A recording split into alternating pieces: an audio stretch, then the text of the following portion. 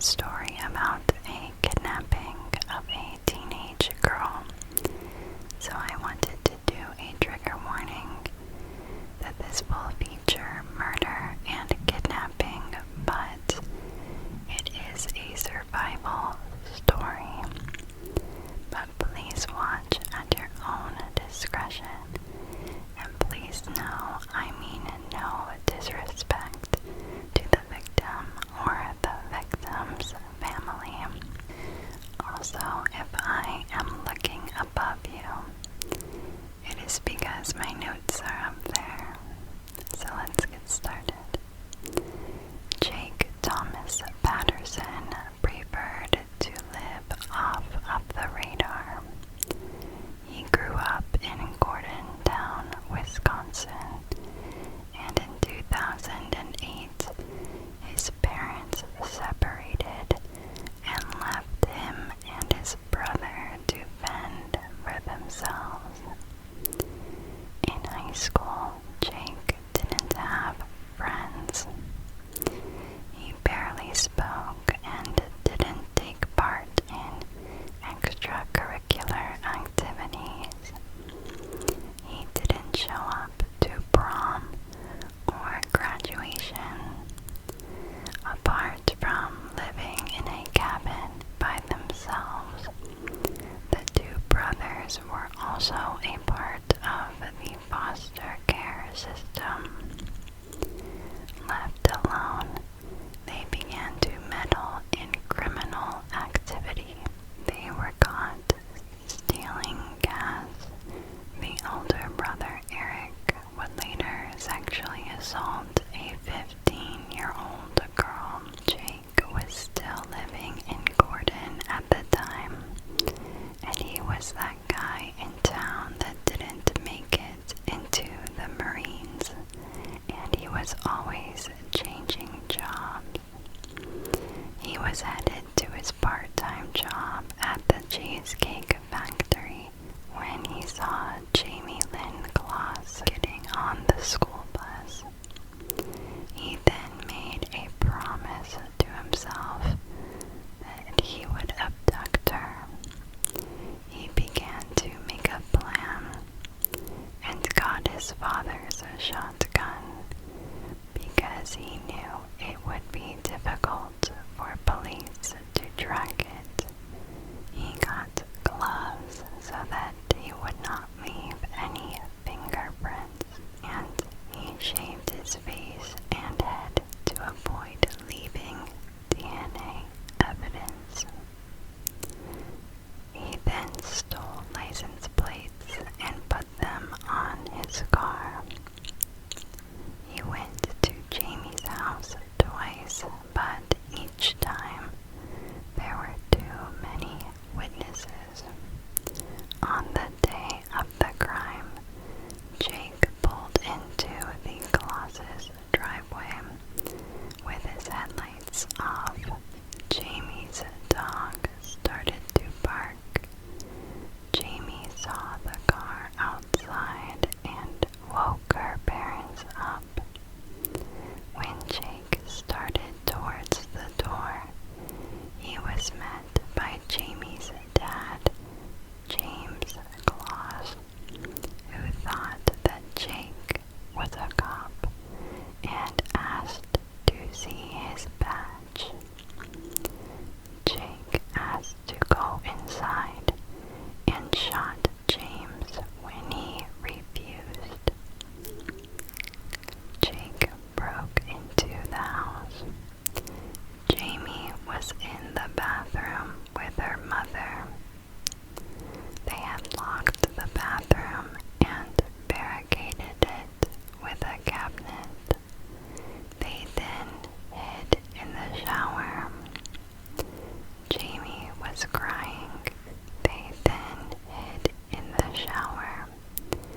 Jayme was crying. Jake checked every room, and when he found the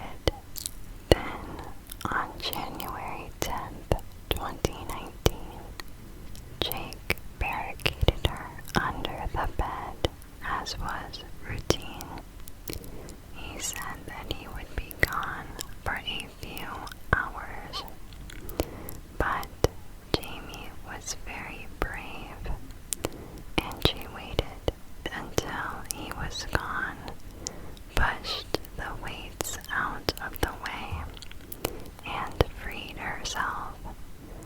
She was dressed in a thin shirt, leggings, and a pair of Jake's sneakers, and she pushed the door open and ran.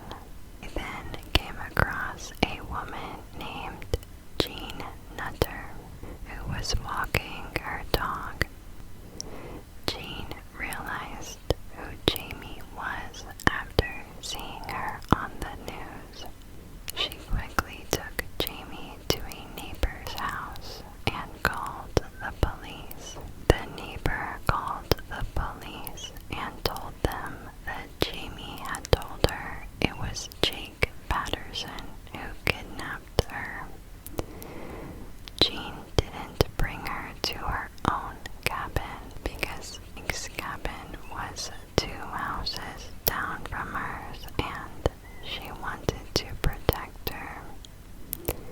Jean told the police that Jake was going to come back at midnight and that Jayme had walked up to her and said, "I don't know where I am. You have to help me. He killed my parents." Jayme appeared to be in shock and very cold. They were told to lock the doors and not to let the dogs out, and not to answer the door for anyone other than the police. Jayme told them that when he leaves her, she doesn't know that he's actually gone because he turns the music up really loudly. And sometimes he has people come over and he hides her under the bed. He's the only one that actually lives there. She said that Jake doesn't work and drives a red car. There are also a bunch of cars in the driveway all the time. Jayme made it clear that the people who hang out at Jake's house do not know that she's there or who she is. Police had a very hard time locating Jake's cabin, and luckily Jean was able to list a lot of visual indicators on what his house looked like. Police were cautious to not tip off Jake and didn't want to circle his house with too many cars on such a remote road.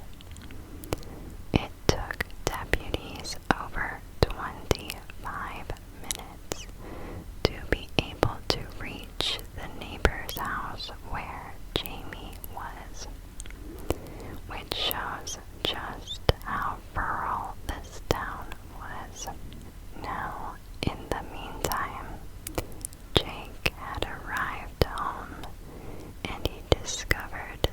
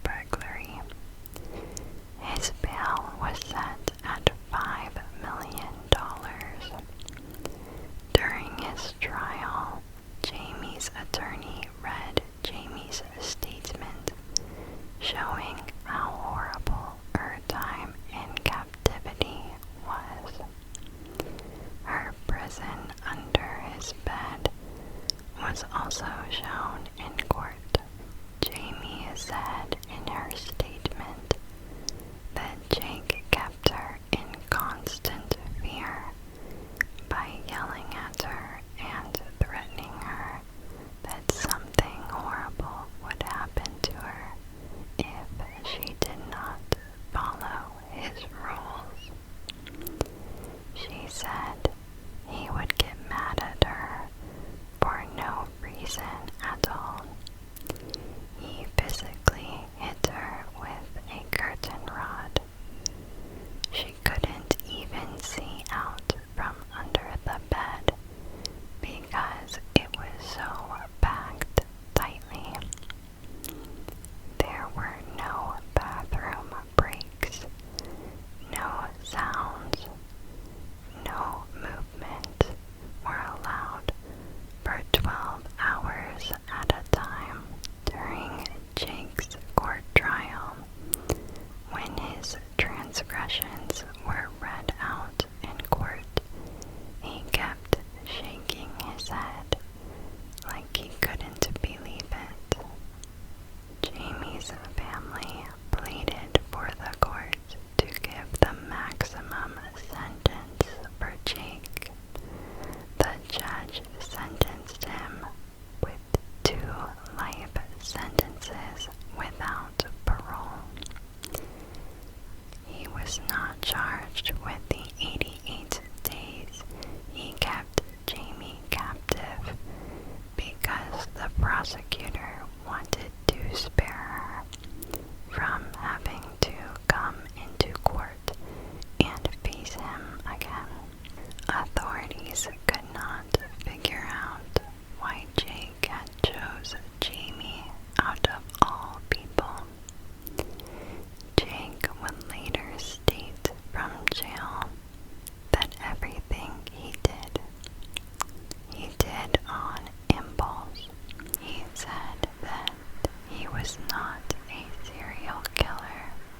His reasons for committing the crime were complicated, and he said that no one would believe how sorry he was for the pain he had caused.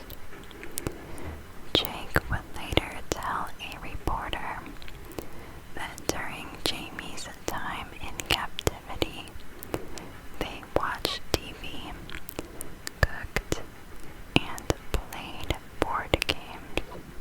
Jake began to be mentally affected in prison. He refused to speak to anyone, and he did not sleep well. He declined calls from families and did not receive any visitors. He was quickly put on suicide watch. He was then moved to an undisclosed prison. He then got into a fight with another inmate, perhaps because his crime made him unpopular in prison. One theory for why Jayme was picked was because she was on a school bus, which is what Jake's mother drives. The mother came out and said that she feels guilt for the divorce and the neglect. Jayme, fortunately, was able to eventually return to school and lead a somewhat normal life. But, of course, she is now forever traumatized by this one man and what he did to her family. And that is the end of our case today. I am so happy that Jayme was brave enough to rescue herself.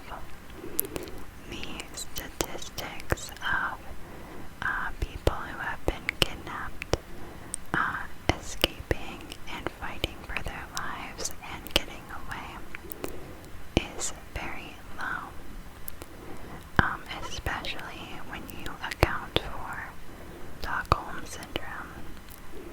88 days being spent terrified of a captor. It is dormant. Let me know what you think of this case, and let me know if there are any cases you want me to cover. I tend to lose